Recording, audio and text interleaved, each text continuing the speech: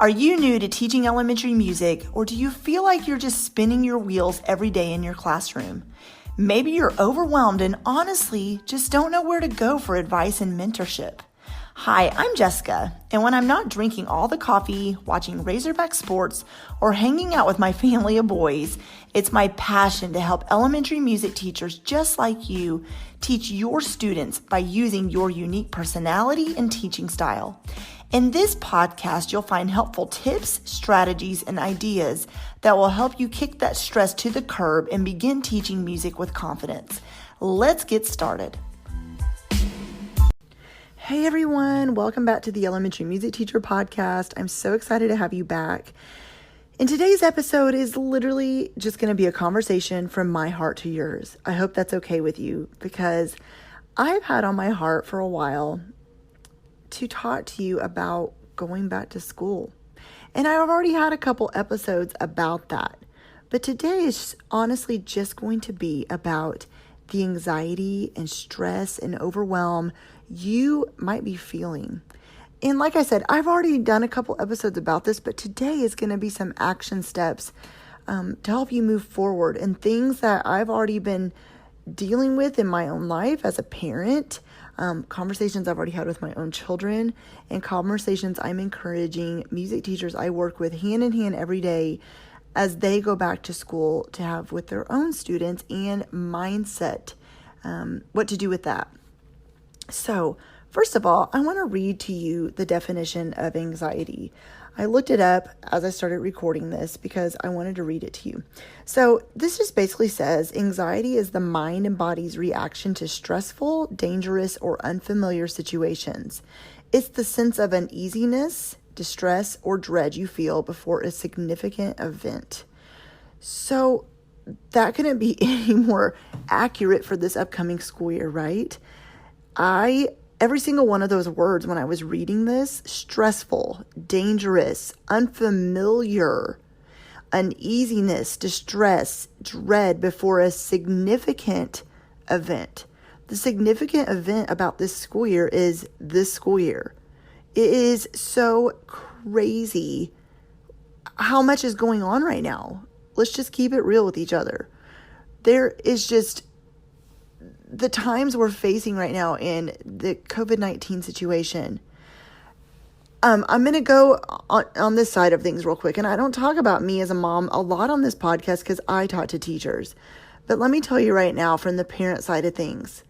Parents making the decision to send their children back to school. And we did decide to send our kids back to school for a plethora of reasons I won't get into here. But I trust completely in the district our kids are at. But one of my children's is a special needs learner, and he has to be with his teacher and his aides and his speech therapist and all those things. But with that said, I have battled the decision about sending my kids back to school. It has not been easy. Knowing back to school shopping already, having to buy the masks to wear, and I had one of them going into kindergarten and thinking about these kids, and they're not going to social distance very well. Let's be honest, 5-year-olds, they're not going to keep their masks on. There's going to be crying just in a typical school day. You guys know that. But there's just thinking about grieving kind of the fact that school is going to be weird and sending my kindergartner off to school and not being able to express to him the joy of what a kindergarten year is supposed to look like. And how he's going to get to do centers with his buddies. And, oh, you got a little reading area. And when you go outside, you'll be able to do this and this. And in the cafeteria, you'll get to talk to your friends. I honestly don't even know how to prepare him because I'm pretty sure it is not going to look that way. So it has caused some tears, some anxiety. And I know, let's flip it back to the teacher side of things. I work with hundreds and hundreds of teachers, and I'm telling you right now, I've heard not the same exact sentiments because every teacher and every school is having a different situation in the fall. But what does look the same is a lot of the feelings going back into the fall. The same way I talked about grieving for the fact that my children, my own personal children are losing out on not a quality education by any means, but losing out on the fact that the normal school year I get so excited to send them back to, it's not going to be that way this year. Thinking about, so for music teachers, you're also grieving the fact that you normally would be, high-fiving the kiddos as they walk into the music room. Or even the first day of school, just standing in the hallway, making yourself available. The kids running up and hugging you and telling you hi and wanting to tell you all about their summer and seeing how tall they've grown and maybe tussling a kid's hair and, oh, let me see your new backpack, that's awesome, and give me knuckles or whatever it might be. It's just, let's be honest. Teachers love to give kids hugs and high fives and affectionate smiles. And then this year, it's just going to be masks being worn and virtual teaching again. And some of you listening to this, you may already be a virtual teacher. There's so many amazing virtual schools which are going to totally step up to the plate this school year. Let's be honest. But if that's not what you're used to, I understand that that's where a lot of the grieving comes from. The fact that you're used to doing cooperative learning in your music room and having the kids learn how to share instruments and hold hands, let's do this dance together, and find a partner, let's do-si-do, or whatever it might look like, it's going to look completely different this school year. And I've recorded episodes about how to adjust your lessons and making them, virtual friendly or teaching on a cart. And all of that is important to prepare.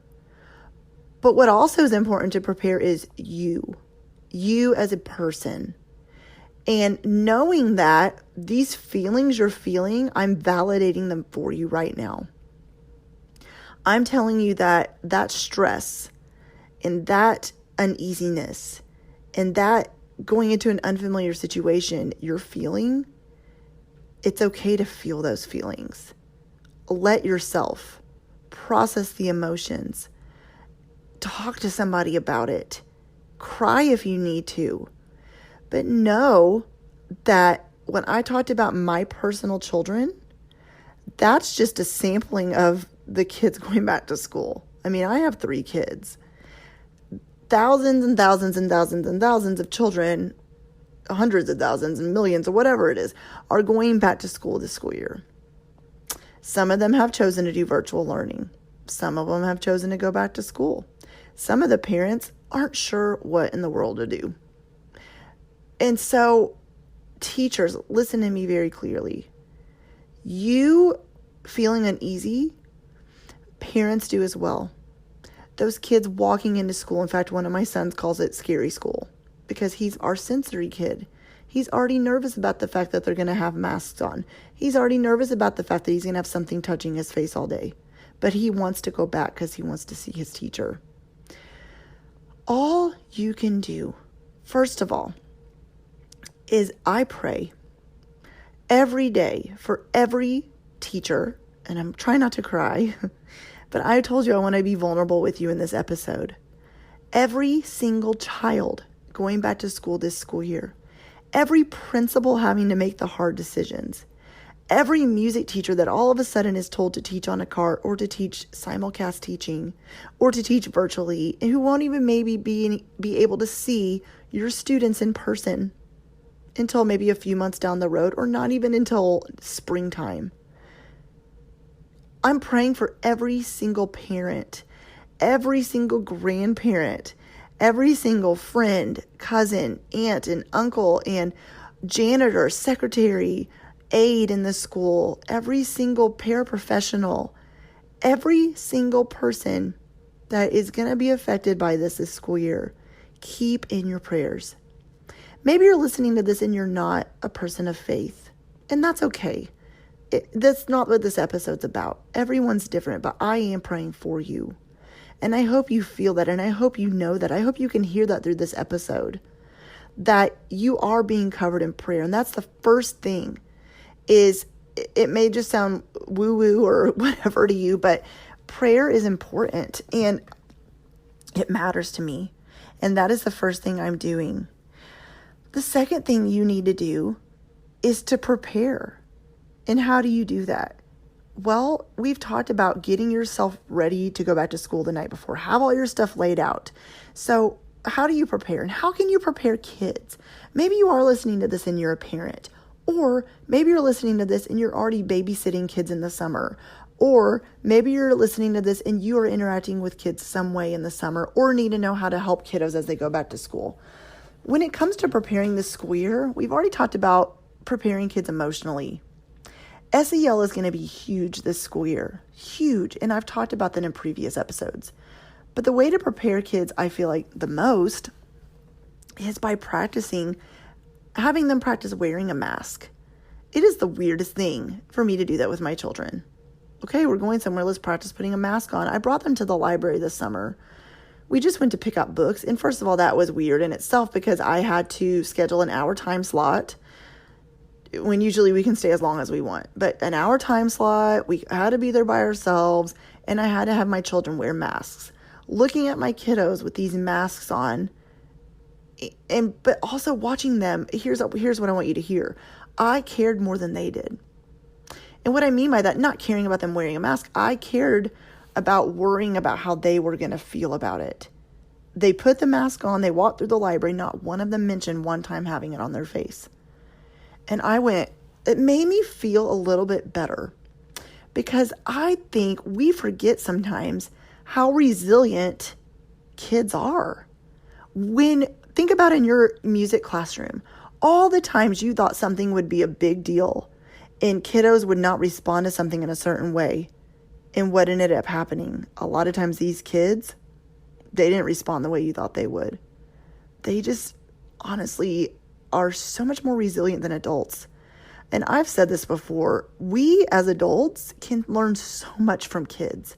You can learn so much from them just by watching their mannerisms or how they bounce back from a situation or how maybe they are upset, but they just move on and 5 minutes later they're completely fine. How they don't hold grudges. You can learn by how they learn in your music room. You can learn from them.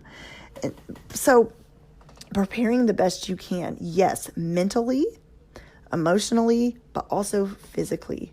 Practice wearing your mask. Practice keeping it on because having that on all day long, if you're needing to, if you are going back into the classroom, you're not going to want to just go in and then all of a sudden need to, practice wearing it the first time you're back to school. You need to practice wearing it ahead of time so you are prepared.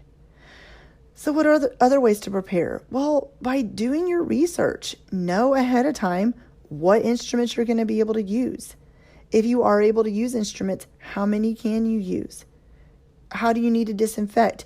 Make sure you have all your cleaning products. If you're needing to disinfect between classes, I know right now one of the issues is in my area, not especially, but in my area, I can't speak for everywhere else, but their Lysol wipes have been out forever and hand soap. And so you may need to right now, by the way you prepare, it's going to look different than you normally prepare to go back to school, but go store to store and try to find the disinfecting products you need for your classroom. How else do you prepare to go back to school? Well, think about lunches. Are you going to need to get different lunches? Are you going to need to pack your children different lunches as a parent? Are you going to need to, create any, for your classroom, any kind of barriers for students to stand across from each other? Are you going to need to get anything to prepare them to stand 6 feet apart? If you are going to a classroom on a cart, are you going to need to bring hula hoops with you or something else for them to stand on to space out? But the things I keep hearing over and over is, but how can I do that if I've never done it? Or what if this happens? Or how can I adjust my lesson plans? Or what if I don't ever see my students? And I get it. It's overwhelming. But here's the thing that I want you to hear me before we close. How many times have you had to be resilient? And have you had to think on your toes? And have you had to think on the fly? And have you not known how to figure everything out right away? All the time. It happens all the time. You are constantly being interrupted in your classroom. You're constantly being interrupted by assemblies and fire drills and students needing something, and the intercom going off and the telephone ringing and whatever else. You're constantly being interrupted and needing to adjust your lesson plans based on what your students need. And did you learn something new you want to plug in? Or, oh, that didn't work for my students in a new classroom management plan. Yeah. And will all that keep happening this school year? Of course it will. But you know what else? You can figure this out. You can go into this school year figuring it out. Is it going to be difficult? Yes. Am I sugarcoating that? No. But you journal your thoughts if you need to. Pray. Read the Bible. Read a motivational book. Read a motivational quote if you need to. Listen to a calming podcast. Listen to calming music in your car. Whatever you need to do to mentally, physically, and emotionally prepare yourself and your students, do that. Will you feel 100% ready to go back? I don't think so. But do you ever feel 100% ready to go back to school in a normal school year? Probably not. So remember that too. Are maybe some of the feelings you're feeling normal, and compared to a regular school year, the feelings you're feeling? You're always going back to school feeling a little nervous and uneasy, and you could prepare till you're blue in the face, but there's still going to be things out of your control. Well, those normal feelings that you're always having, they're just a little bit more magnified this school year. Because there is so much unknown. There is so much uneasiness. There is so much worrying about your health and your safety. And are you going to be okay? And even if you do all the precautions, you're so worried about the health of every single person in your school building. I get that. I do. I really, really do. Trust me.